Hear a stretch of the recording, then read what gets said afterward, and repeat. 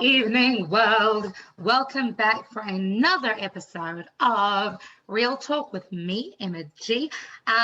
Super pumped that it's sunny. It's been like 90 degrees Fahrenheit all day, which is about 35 degrees Celsius. So I've been here hanging out looking like I'm half naked. I am wearing clothing. This is a family show, so kind of, it's not really a family show, especially not tonight, because I'm super pumped that I have the legendary comedian, director, doer of all things, meme king extraordinaire, close friend of mine from way back in the comedy scene of New Zealand, Harley Neville. How are you, my friend?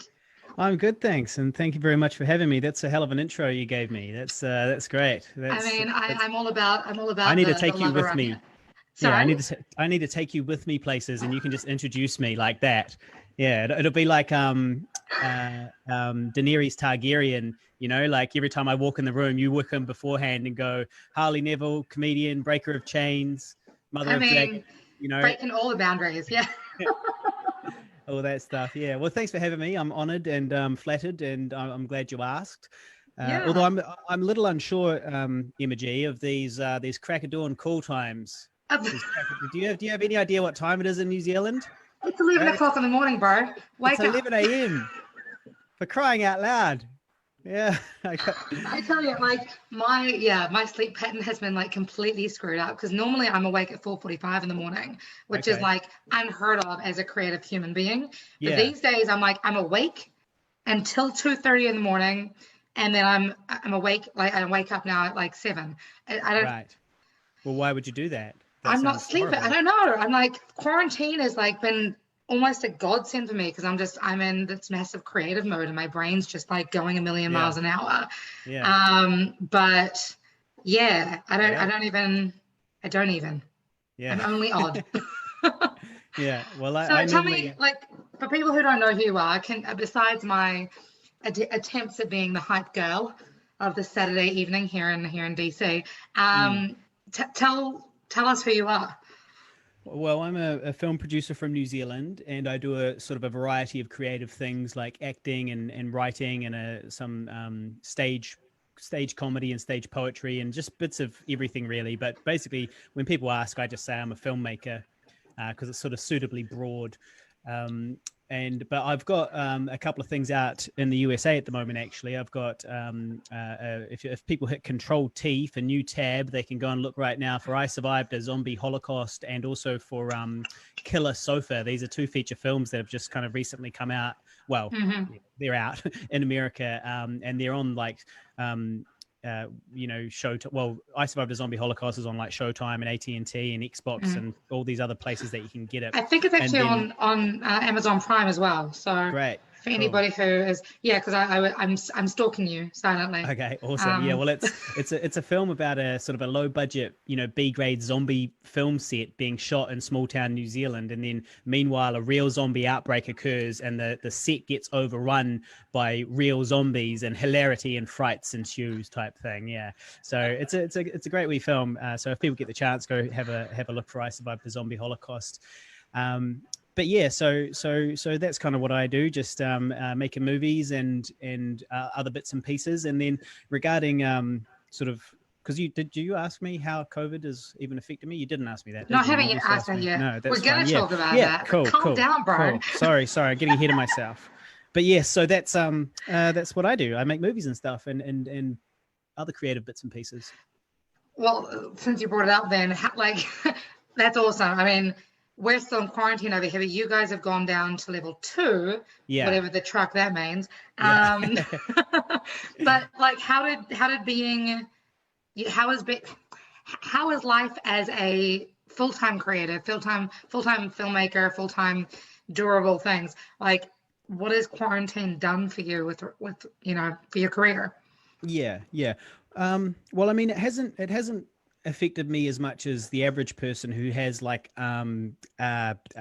friends or a girlfriend or any type of social diary whatsoever. So it sort of hasn't really affected me too much. But as to pay the bills, I've still got to pay. My filmmaking makes some money, not enough to pay all the bills.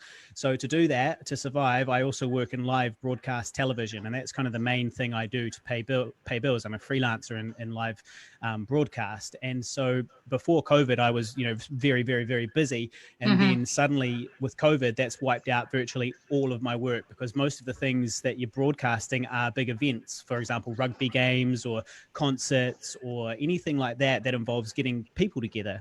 For sure. And so basically all of my freelance work has dried up as a result of all of this. I'm basically 100% unemployed now.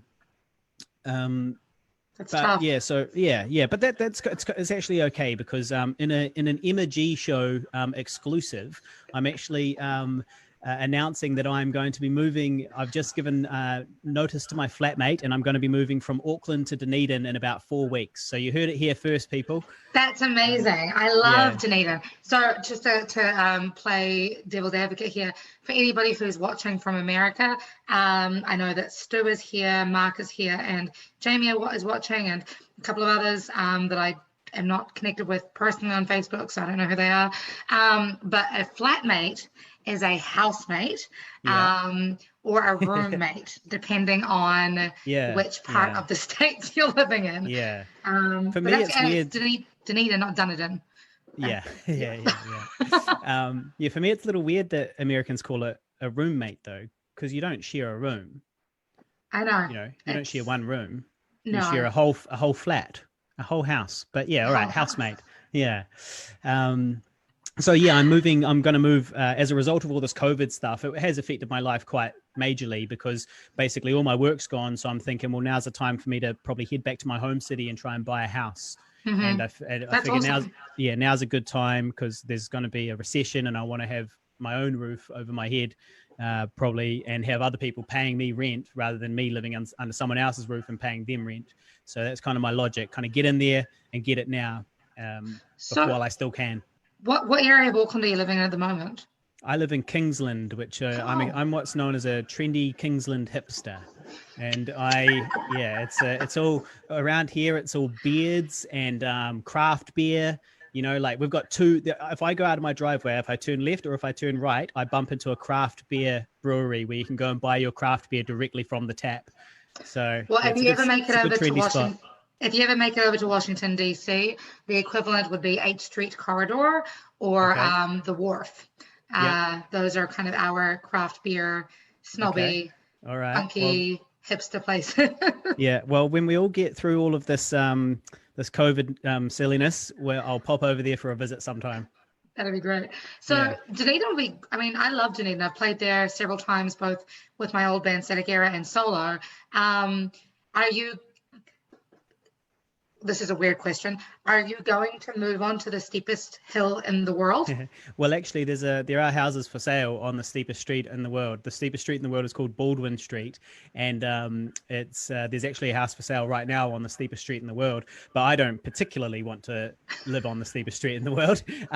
But if it's the right house, it is a tourist attraction, so I do feel like perhaps it will actually retain value, because there's always going to be some interest in the area because there's a big tourist attraction. So, maybe in terms of retaining or increasing value of the property, it might not be a bad spot. But I'm not in a rush. That's cool. What are the house prices like in New Zealand at the moment? Well, it depends what city you're in, but in Auckland, I think the median price is in the vicinity of around $800,000. I think, New Zealand, but in Dunedin the median is more like 500,000, so it's a lot more affordable. That's another reason why I've got to go back. I can't afford a house. Basically, I can't afford a house in Auckland. So roughly $500,000 New Zealand dollars is what you'll get something kind of pretty decent for down there, 3 or 4 bedrooms type thing. Yeah, it's funny because when I first moved to DC, which is one of the more expensive cities in the States, people are, talking about how expensive the houses are here, and like the average here is about the same. So for me, it's like, but we earn more money here. I don't know. It's this really, but I've lost touch completely with how things are running in New Zealand. So I need to come back after this. And as a muso, how come you chose Washington instead of LA or New York? First of all, I have family in Los Angeles, but and you know, I had a dream of moving to LA, but I don't like the vibe there. All It's right. very fake. It's Yeah. very always wear makeup and look like a certain thing. And Mm. I was, you know, often got pigeonholed as, you know, the soul singer or the rapper or the whatever. Right. Yeah. Whereas DC, it's a powerful city, but it's a very creative and funky city. And there's a huge underlying creative pulse Mm. throughout this entire city that I just love. And you know what? I've discovered that a lot of the characteristics of the community here are very similar to Maori Okay. in terms of like family and connection and just it's bizarre. But Mm. there we go. All right. That's cool. Awesome. So what now that you're in level two, what have been like you're like able to leave your house now? Yeah, so the level system was that basically we went into lockdown on March 26th, and that meant we were on level 4 lockdown, which is the highest level. And basically you were allowed to go for a walk every day to wherever you wanted to go to. You could just go for a walk, but you had to stay away from people, and there was nothing to buy, virtually nothing to buy. The only people that went to work were people that worked in essential industries. So if you were a food producer or a nurse or, you know, a doctor, these types of or supermarket workers and so on, they obviously all they still had to go to work. But the Mm-hmm. rest of us, all of us non-essential to civilization people, we kind of just were allowed to go for walks every day, but we had to stay within our neighborhood. We weren't supposed to drive anywhere. So for example, you could go to the beach if you lived within walking distance of the beach, but you couldn't drive to the beach because they didn't want people consuming petrol and then having to go to the gas station, which is a place where people can potentially transmit because they're all Yeah, of using the course. same facilities and so on. So the idea was like no consumption of those things that are going to force you to have to interact with people. So that's why people weren't allowed to drive anywhere. And so level 4 was basically a full lockdown. There was nobody around for the first few days. It was really surreal. I went out for my daily Sanity walk, and I noticed, you know, there was just this crazy, surreal, never to be seen again time where there was just nobody in these places that are normally quite packed. Mm-hmm. And then level 3, it went down to level 3, and after that, and level 3 was much the same as level 2, except for sort of the garden variety, you know, house pleb New Zealander could show up and go and get their KFC and their other fast food and so on, and you know, then screw up the rubbish and throw it out the window like Oh they my used to in the God. old world. You know, I was quite sad because one of the first things that happened when we got to level 3 was McDonald's opened, and it opened at 6 a.m. or 5 a.m., but people started lining up from 3 a.m. in their cars and blocking, like they were blocking out onto the highway. The highway was blocked because of the entrance to McDonald's. Was this the one? Which McDonald's were we talking about? The one on Queen Street? I know, I think this happened to a bunch of them, but no, Oh, there's sorry, K Road. no. So one of the Okay. places, somewhere out in the burbs, Okay. Okay. yeah, there was a story Gosh. about it. So yeah, that was the main thing really. You went from level 4, which was this lockdown, to being able to eat KFC and that type of thing. But more or less, it was the same. Particularly for me, as a, you know, basically unemployed person, it meant that my life didn't really change, and I didn't want to rush out and spend money on, you know, anything, because I'm heading into a recession and I don't know what my work's going to be doing. So I'm living off like soup and bread type thing. Right. So I Waffles. just yeah, exactly. Yeah, got your waddies. So yeah, that's the main thing. And then now we're down to level 2. Now level 2, people seem to be treating it like a free for all. Really, you can just do whatever you want, but that's not actually officially the case. We're all sort of socially distancing still, and but you are allowed out. The malls are open. You're allowed to go to a restaurant. You can sit down and eat, but the tables need to be separated by a certain amount, and you know, there's certain sort of rules and regulations in place. Right. But it's very free compared to what it was in level 4. That's awesome. Yeah, I was chatting to a couple of guys from Rotorua the other day, and they said that both of the KFCs and McDonald's completely sold out. Yep. Yeah, it was this. I heard about that too, and up here in Auckland as well. Yeah, same thing. People literally sold out. I mean, they're open 24/7, for crying out loud. How much McDonald's do you have to eat to sell out by 11 a.m.? How do they ever? They don't run out, right? Every day they get restocked, presumably. How do they do You that? would, But yeah, that's crazy. And it's funny because you're talking about how, they were closed during level 4. Apparently, according to the states, it would seem that McDonald's is an essential workplace because they have not shut down. You're right. Yeah. What? So McDonald's has stayed open this whole time, has it? Uh-huh. Mm. Although in saying that, it does vary from state to state. So I'm lucky that I live on the cusp of Maryland and Virginia, and both of them are run quite differently. But DC is its own city. It's not actually a state. So it's we kind of run a bit differently. But yeah. It's an adventure. It's an adventure. To say the least. Yeah. My kind of concern when I look at America, my concern for the future is that it's going to reach a stage where basically they can no longer control the population or and so as a result, basically people learn to live with it, and people kind of just go, look, we're never getting rid of this, so screw it. I'm not even going to try. We're just going to live with it, and we're just going to deal with it, and that's it. Now, until there's a vaccine, if there's ever a vaccine, simply because it seems like it's obviously quite difficult to control people over there, particularly, because they've all got guns and so on. So they're even more difficult We're going to to shoot the virus, in case you're wondering. We're going to kill it with bullets. Right. Yeah. So it makes me worry that, hey, I might not be able to visit America for a very long time if I'm, from a country that doesn't it would just have it. mean maybe that you have to quarantine yourself when you get back to us, or I don't. Yeah. So I sent off my New Zealand passport to get renewed, and it arrived about a month ago. So I have an exit plan, guys. But it's as much as I love living in the States, it's definitely got its pros and cons. That's for sure. Well, it's a tumultuous time to be over there. Really, a crazy time to be over there. So what's the perspective on how New Zealand media is comparing how Jacinda has handled the situation compared to what he who shall not be named handling the situation? Yeah, well, I think that the real big difference, there's not really a way to say this that doesn't offend supporters of 45. It's okay, they probably don't support me either, so it's fine. Right. Good. They're probably not tuning in. I think that the big difference is that the leadership here is united, and they listen to the experts, and they trusted the science, and then they acted accordingly. And I've been to America, and I really like it over there. And in all sincerity, I've only ever actually met nice people there.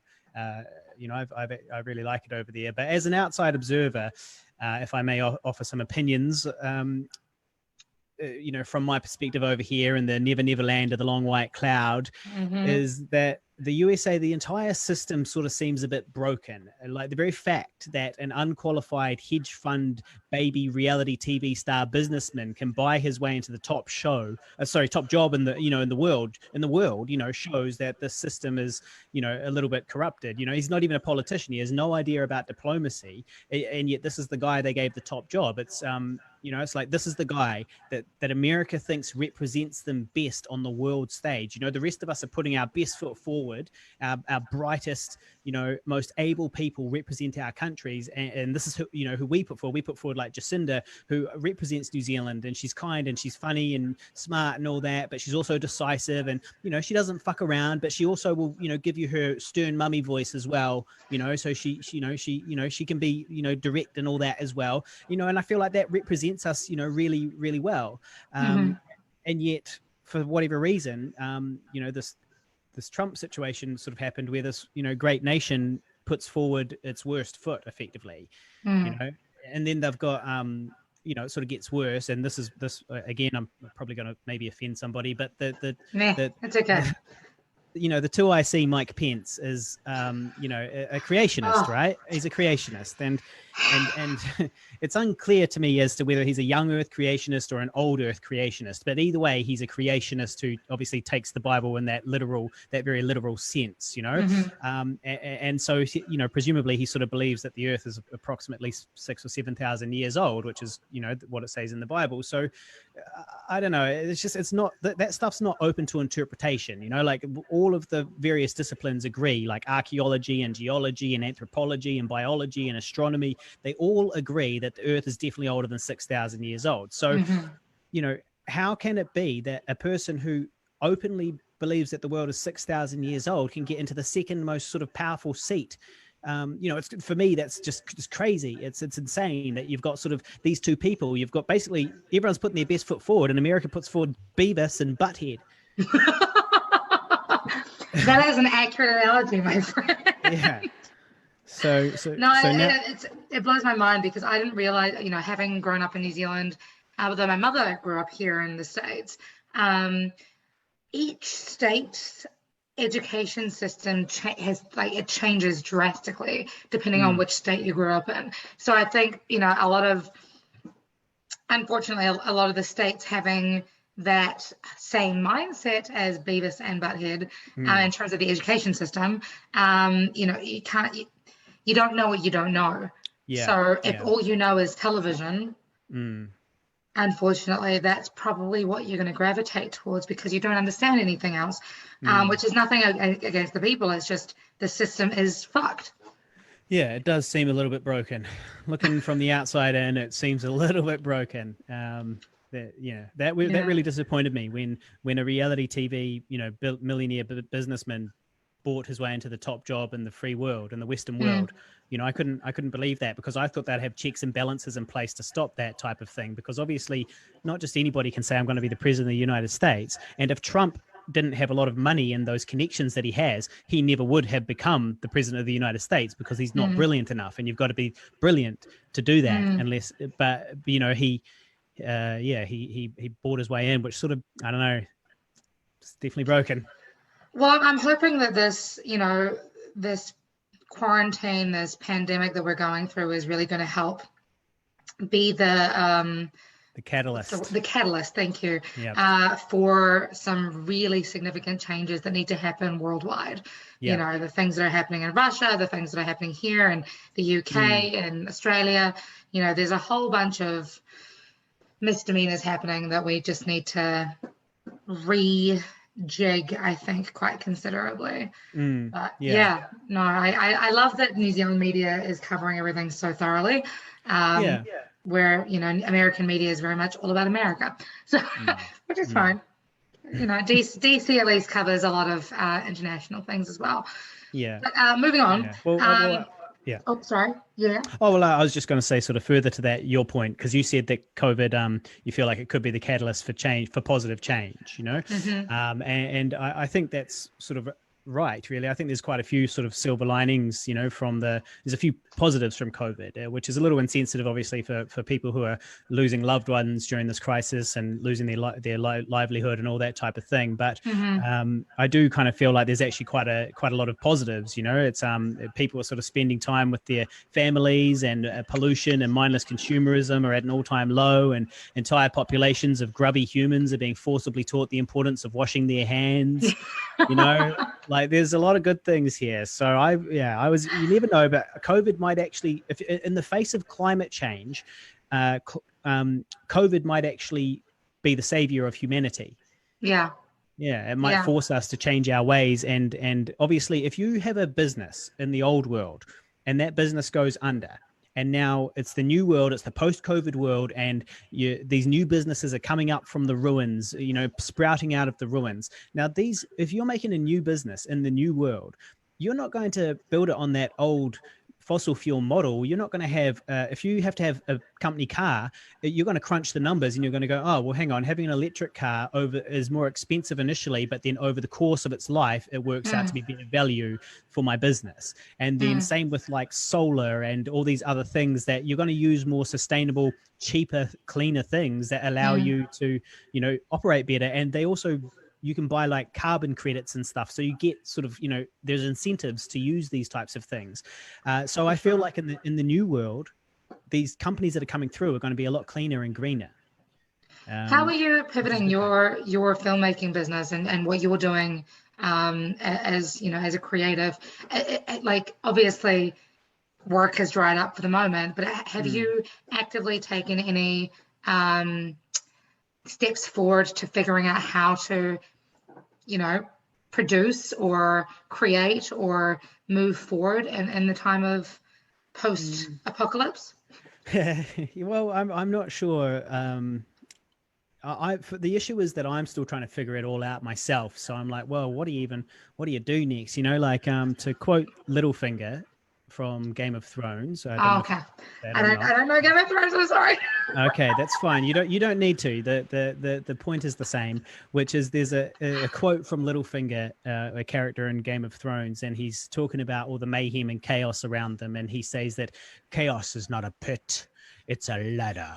And he's saying that within chaos you can always find a ladder to climb your way up. It's an opportunity to get up to the next level. So this whole time that all this chaos started kicking in, I was always like, where's the ladder? Where's the ladder? How do I figure it out? Where's the ladder in this? And so I'm thinking, I'm thinking about investing, and I'm thinking about buying a house as another form of investment, and I'm thinking what's the audience going to look like in the future, that type of thing. So the things I kind of came up with, I was like, well, look, obviously I need to improve my streaming game. I need to get my streams looking nicer.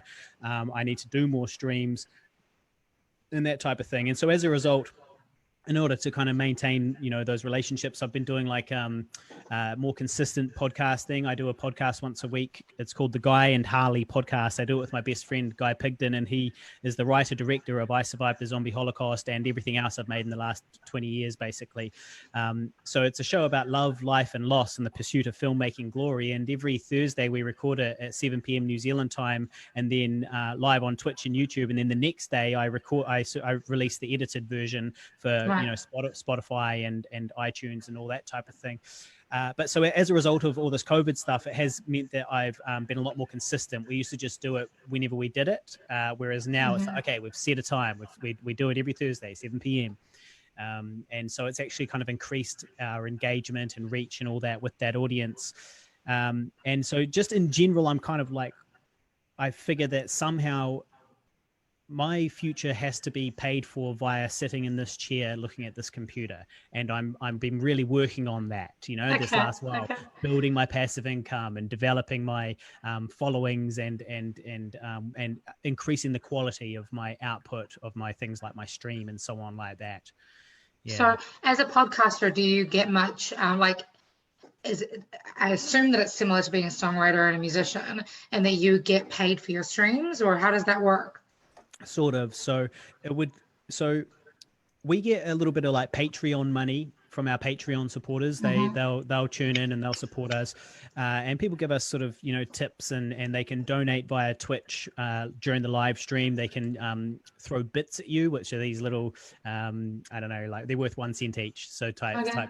So but if enough people throw them at you, or they can make donations, or they can subscribe to you once and pay once a month, to follow you on Twitch, that type of thing. So we do make a little bit of money out of it, but it is really hard, and it's not really enough. Another thing I'm doing is like merchandising as well. So I've got t-shirts for the podcast and that type of thing.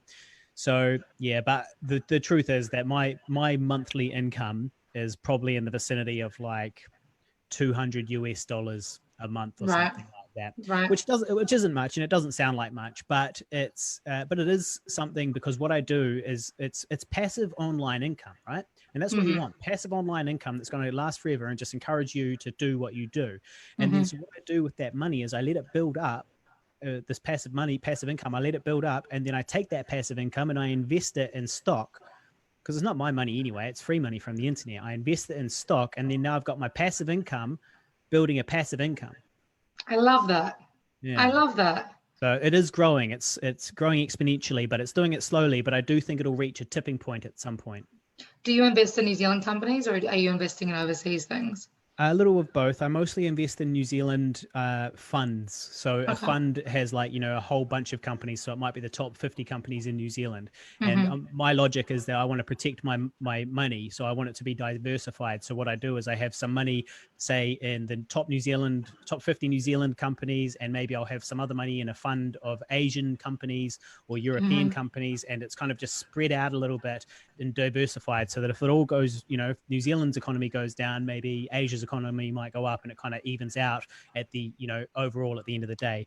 And then in terms of American stuff, I've only bought a little bit of Tesla, and the reason why I bought Tesla is the same reason. A lot of the stuff I'm buying is kind of clean green stuff, and it's that logic that in the future, 5 years from now, 10 years from now, everything's going to be clean and green. And if it's not, then civilization will be crumbling in front of our faces, and it won't matter. So it's going to be clean and green. And so if you invest in clean and green now, not only are you likely to make money, in my opinion, but you're also actively creating the world you want to see, because you invest in green companies. They use that money to continue being green. So Tesla is one that I bought. Now there'll probably be people out there saying Tesla's not green. You've got to mine nickel. You've got to all that stuff, but obviously nothing's perfect. It's the right direction. The stock market in marijuana and Zoom have gone up considerably during quarantine. Yeah, here I in can the imagine. States. Yeah, I can imagine. It's weird considering that it's still only legal in about 10 states, I think. But no matter. Well, that might actually be a good investment if you think about it, because how many states you guys got? 50. 50.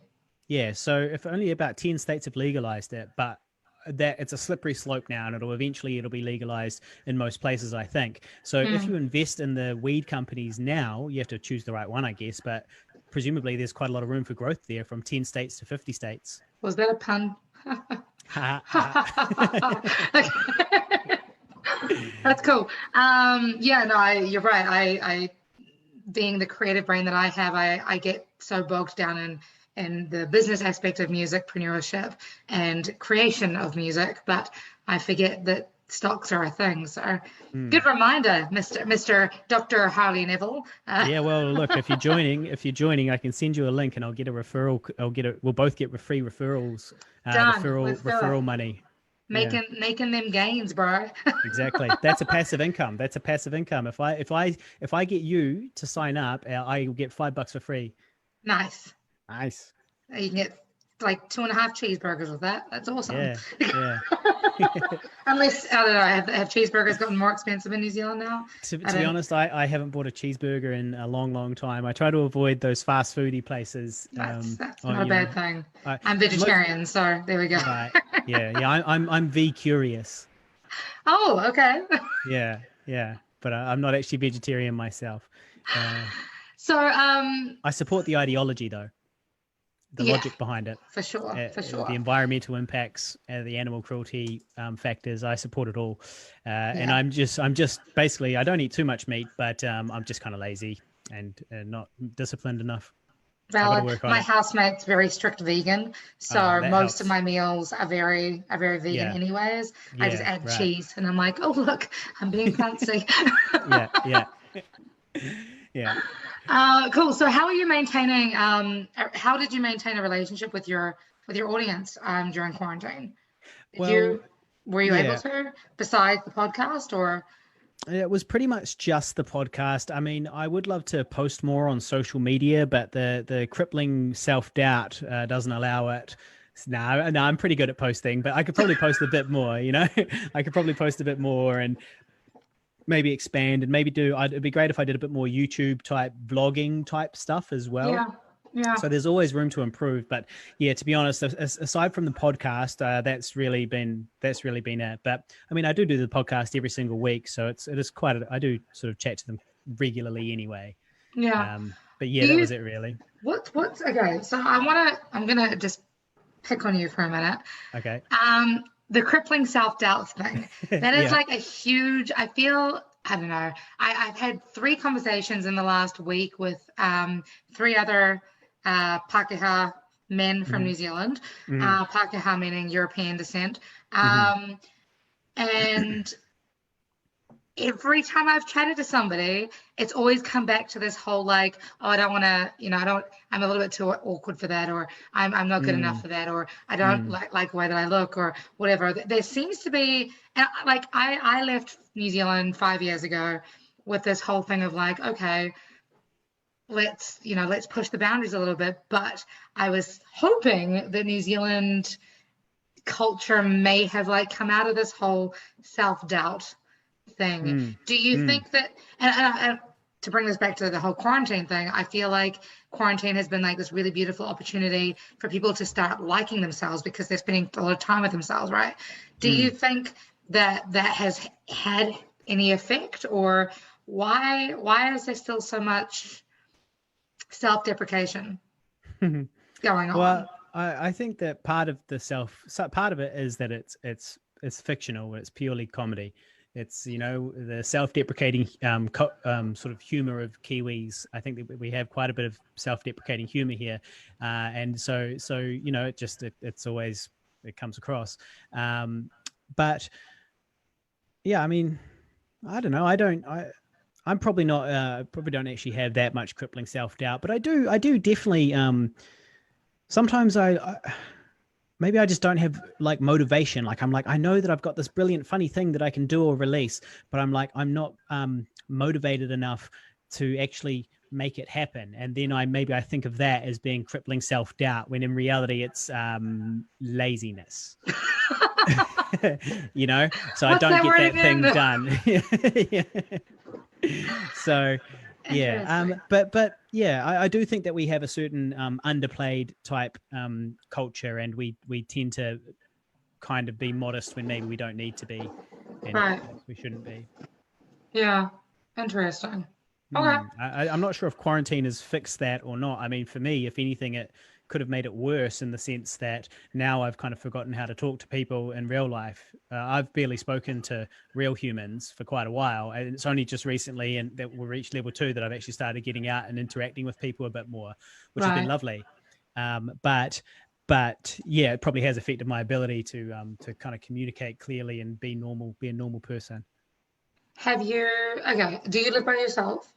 I've got one flatmate who we've got sort of separate water supplies and separate bathrooms, separate water sources. So we've kind of got like, so my bubble was very small. It was like 1.5 people sort of, because we shared a kitchen and that was it really. Oh, wow. So the whole time was, 45, 50 days or whatever it was before we got down to like level 2.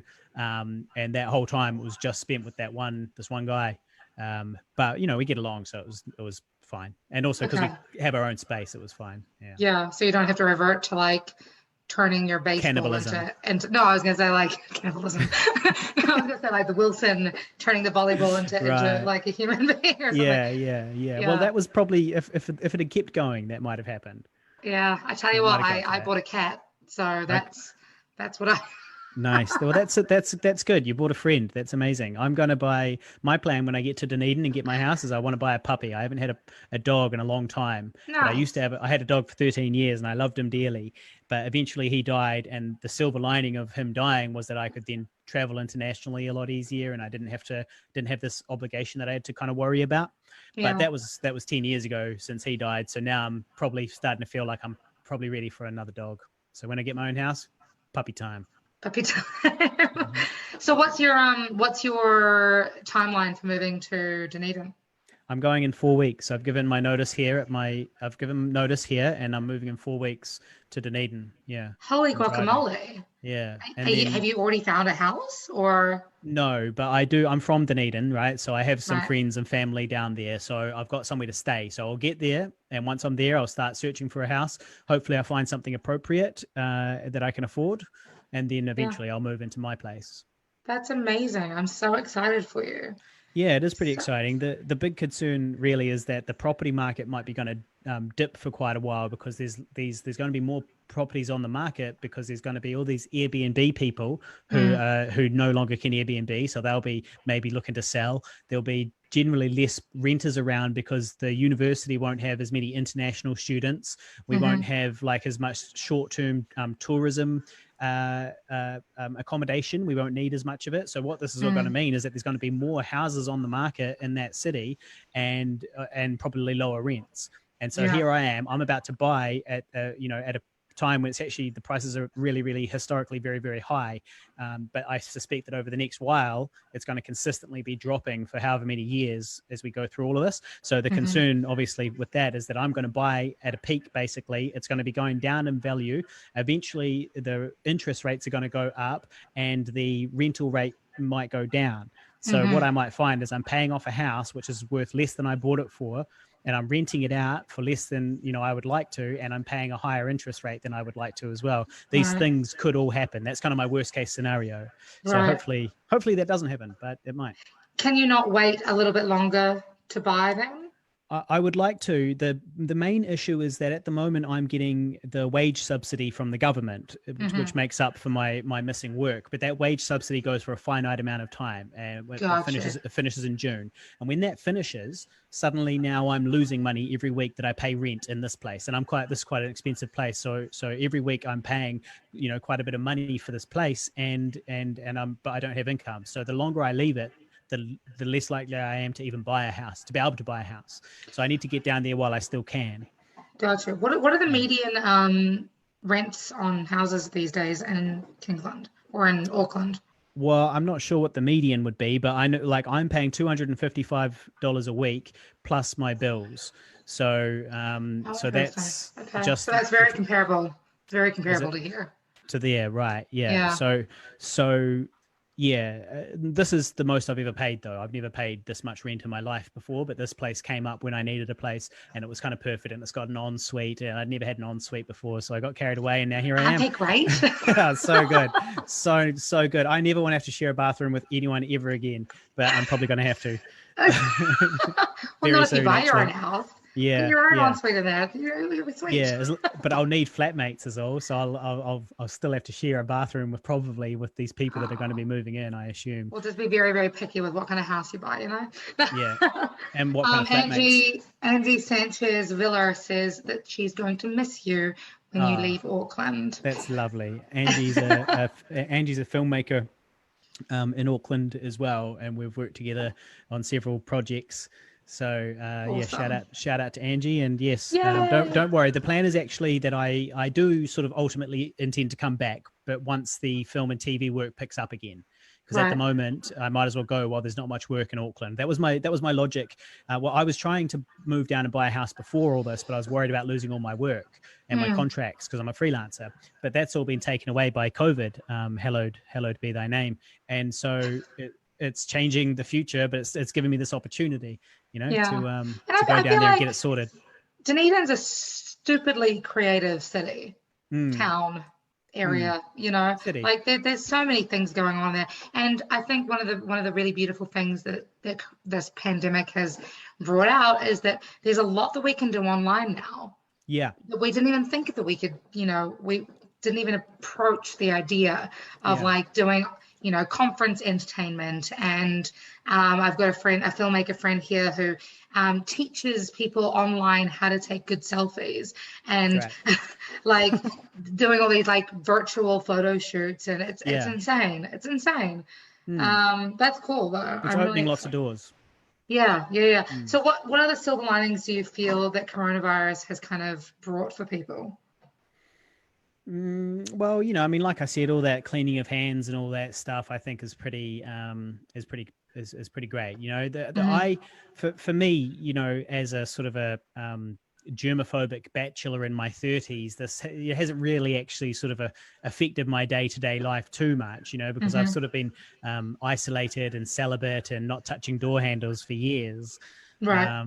So yeah, I mean, I give 2020 a 10 out of 10, but maybe I'm yeah. So yeah, I think there's lots of silver linings though. Mostly, as I mentioned, sort of the clean green thing, the people spending time with their family, and also just giving people a chance to have a think about like their lives and the world as a whole and kind of the future. And it's really lovely, I think, to have something like this, which turns the whole world upside down and sort of shakes things out and kind of helps people, I don't know, figure out what things are actually important and what things can afford to be lost and left behind in the old world. Yeah. Do you think, does anything come to mind when you say that? That of things like that can be left things behind that we can just leave behind. Yeah.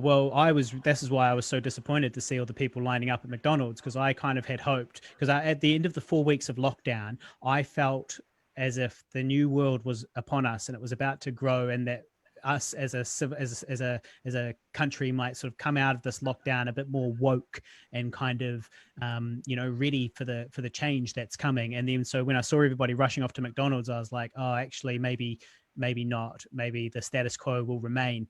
And so but in my opinion, things like that. But also, I mean, face-to-face meetings when you don't need to have them face-to-face anymore. I mean, people are great, but if you don't need to drive into the city and pay for parking and go and do all of that stuff, being able to kind of leave that type of thing behind and just for it to be socially acceptable now to do it this way is pretty cool.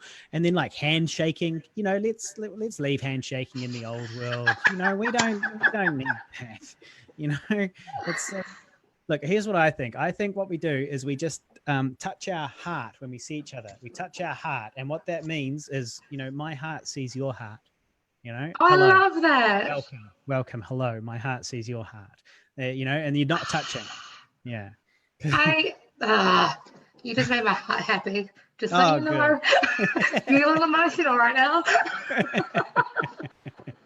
Good. That's good. Beautiful. Good. Yeah, I've been doing a lot of going for hikes and walks and runs around my neighborhood and things. And I live in a really lovely neighborhood. It's not too gentrified yet, which is really nice. But similarly to what I was saying before about the similarities between Maori culture and Kiwi and DC culture, I'm running around and people are yelling out hello to me, and like there's a lot of that, a lot of just like connection without having to be in each other's space, even though my love language is definitely physical touch, and I definitely miss giving people hugs. Definitely. Yeah. Well, me too. But no, I love that. Hand on heart. That's beautiful. Angie just mentioned that she is the bartender that used to work at a venue that I used to perform at regularly when I was living in Auckland. I did not know that. There you go. That's so you're really famous. fun. Didn't know her last name, so that now I'm going to stalk her. That's going to be fun. Yeah. Yay, small world. Cool. So we've only got 12 minutes left, unfortunately. But I guess my next question is there anything that you're working on beyond buying a house, beyond promoting these podcasts and, your 2 feature films that you've got on Amazon Prime and, what is it? My Killer Sofa? Is that what it is? So just so you got I Survived a Zombie Holocaust and Killer Sofa. So Killer Sofa just came out recently. Now I didn't I just acted in that, and I've got just acted in it, and I've got an executive producer credit now as well. But I actually had a bit more of a hand in I Survived a Zombie Holocaust. That's the one. I Survived a Zombie Holocaust was made with my best friend who I do the podcast with, Guy Pigden, and he and I have been making movies since we were 16, and we're both 37 now. So it's been 21 years. A day over 12. I know. Thank you. That's what I needed to hear today. Thank you. Except that I am going to bring this back. Obviously, you are over 12 because. And we were just talking about this before we went live. You kind of made headlines worldwide a few years ago. I'm sorry to bring this up, man. You created a meme of yourself because you shaved half of your body. And the other, so one half of yourself was 12, and the other half of yourself was clearly not. 40. How did you come up with that idea? What happened as a result of that? Because that meme went worldwide. And, you had some interesting interactions with some rather famous human beings as a result, I believe. Yeah, so I created this. So it took me sort of about my ex-girlfriend and I at the time. Well, actually, let's start at the start. I am very, very hairy. I'm a hairy man, and I've been hairy for a long time now. And what has sort of started happening is back in 2006. This is where it all began. 2006, YouTube came out. We were one of the first people on YouTube. When YouTube very first came out, we were one of the very, very earliest people to start a channel there. And we uploaded this video, and it was a juvenile wanking joke from a short film that we had made, and we uploaded this sort of juvenile wanking joke, and we called it. To clarify what wanking is, that is the Kiwi term for masturbation. Okay, carry on. I reckon they knew. Yeah, you'd be surprised. I reckon they deduced. So yes, this wanking video was called Disgusting Hairy Man, and we put it on the internet, and it was just a funny video. It was just like a 45-second clip from a short film film we had made. But it got a whole bunch of views, and this was at a time when YouTube was not very big, so it was getting like 1,000 views a day type thing, but that was a lot at that time. And basically ever since then, people have been following me for my hairiness, in particular beer lovers, who are gay men who like hairy men. Now, I'm not gay myself, and they know that, but they like to follow me anyway, which is awesome. And so I sort of realized that my hairiness has the potential to kind of appeal to a lot of people and can be quite a funny comedic tool. And so what I did one day was my ex-girlfriend and I, we shaved half of my body from my, all the way from sort of my head down to my, pants were shaved. We didn't go any further than that.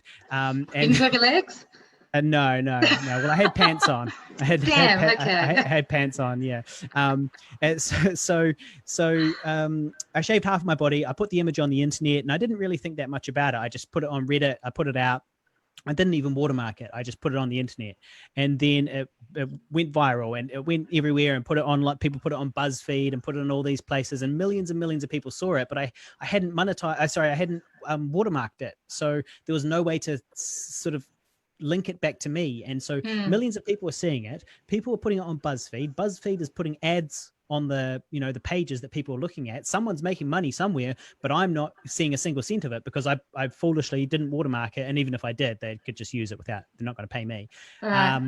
Yeah, so I created that, and I have figured out how to monetize it, by the way, but we'll get to that in a second. So what what I did was I put that image out there, and one day I got a message in my Facebook inbox saying, "Hi, I'm such and such. I'm from the Ellen Show," and I was like, "Yeah, whatever," And they were like, "Well, can we use your image on the Ellen Show?" Because I eventually released it again, but with a watermark on it, and they saw it. And so they said, "Can we use your image?" And I said, "Yeah, sure, go for it." But I didn't really believe it. And then a few days later, boom, my inbox blows up because people all around the world have seen this image on the Ellen Show, and they're in the segment is called "Why I Don't Have a Husband," and it's basically kind of men being like grubby and funny and weird in some way, and it's why Ellen doesn't have a husband. And so she's actually, and it's quite offensive for me, really. She's saying that my hairiness and my shenanigans are what caused her to not be attracted to men. But it's very funny. It's a funny segment. And so that got into the news over here, obviously, because it's not very often that Kiwis get on the Ellen Show. So that got into the news, and it was in all the major news sort of people here, stations here in New Zealand. So yeah, that's kind of the story of that. That's insane. Do you use that? Do you leverage any of that to I do my best. Yeah, I do my best. So I said that people were making all this money, and it's not. I'm not seeing a cent of it. Yeah. Right. So I figured out how to monetize it. It took me 10 years or more, but I finally figured out how to monetize it. Right. There's a website called OnlyFans. Have you heard of OnlyFans? Yeah.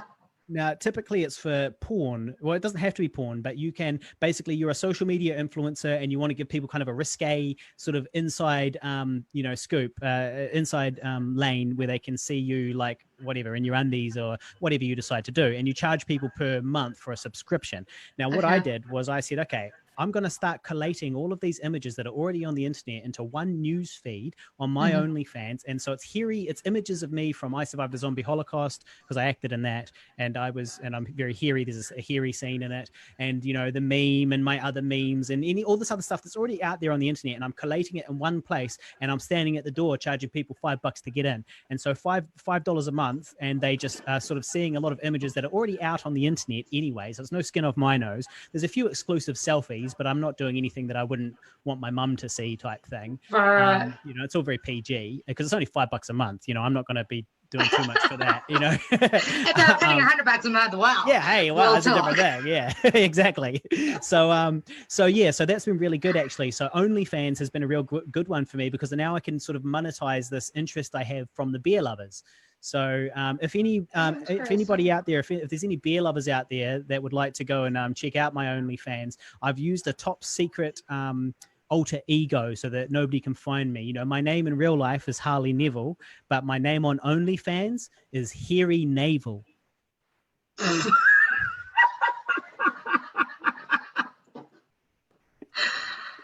I don't even know what to say to that, man. Like, Oh, good. okay, so for anybody who is not a gay or homosexual, rather, bear-loving human being, how else can we, how can your audience or anybody who's interested in reaching out to you, how can we get in touch with you? Cool. To see like your actual beautiful heart-to-heart soul as opposed to risque pictures of you being hairy. Yeah. Okay. All right. So I am working on a few things. And so it would be really great. The first thing is I would really love it if people listen to your podcast. They're obviously into podcasts. It'd be really amazing if the viewers or listeners could go right now or whenever and go and find the Guy and Harley podcast. It's on YouTube, Twitch, Libsyn, iTunes, and Spotify, and we record every Thursday on YouTube and Twitch, and then the next day New we Zealand put up time, correct? New Zealand time, yeah, which is bad timing over there in America, to be honest. No, 7 p.m. on New Zealand time is 1 p.m. on Wednesdays here. Okay. Well, maybe that's not so bad then. So yeah, there's that, the Guy and Harley podcast. They can go look that up. Otherwise, they can find I Survived a Zombie Holocaust on Showtime and AT&T and Amazon Prime and all those places. Killer Sofa is also out, and it's probably on those platforms as well. Now, Killer Sofa is about a possessed homicidal recliner that's obsessed with a woman. So it's a chair. It's literally a sofa that kills people. You can go find the trailer on YouTube. It's a B film about a sofa that kills people, and I play I'm the guy whose soul gets put into the sofa. So that's who I play. Now, my next feature film is a drama romance that we've just sold. It's going to be coming out this year as well. It's called Older, and so you can find out about that at www.olderfilm.com. That's my new one that's coming out. And then the one last thing that people can look up is I'm also in the process of selling, and I'm going to be releasing this web series called Immy the Vegan. Immy is spelled I-M-M-I. Immy the Vegan. Now it's going to be on YouTube. You can find it on currently the page on Facebook and Instagram and YouTube and there. And the series itself will be coming out soon. It's a 7-part web series about a vegan woman trying to sort of find love in a meat eater's world, basically, and it's a slightly surreal musical comedy akin to sort of Flight of the Conchords, but with a strong female protagonist. And she is vegan. It's written by a vegan. It's not aimed at vegans, but it is, I think it's popular. It's funny for people who aren't vegans as well, basically. I'm not vegan. I'm an ally of the ideology, but I'm not vegan, but I still think it's really, really funny. So Immy the Vegan, people can go and look that up if they would like to. Yeah. That's awesome.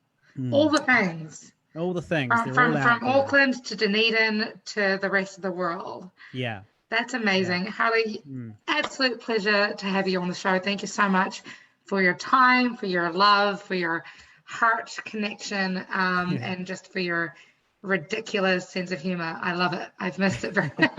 Great. It's really nice. I was just thinking the number of times I say lovely in America, everybody always mocks me for it, and every time you've said lovely on this particular show has made me feel less alone. So see, I didn't even know I was saying it. I think I remember saying it. I think I remember saying it, but I didn't even notice. It's just it's a Kiwiism. I like it. It's good. Okay, good, lovely, cool. Well, stay awesome, guys. Please make sure you check out Harley Neville and Pigville Productions. They're doing all kinds of amazing things here, there, everywhere. Stay in touch. And any last words before we sign off, Harley? No, thank you for watching. It's lovely to meet you. Come look me up. My Facebook game is tight. Awesome, guys. Be good to yourselves. Be good to each other. Spread love like it's going out of fashion. And don't forget to call your mum. No matter what comes my way, I'll be smiling every step I take. I'm a legend, make no mistake.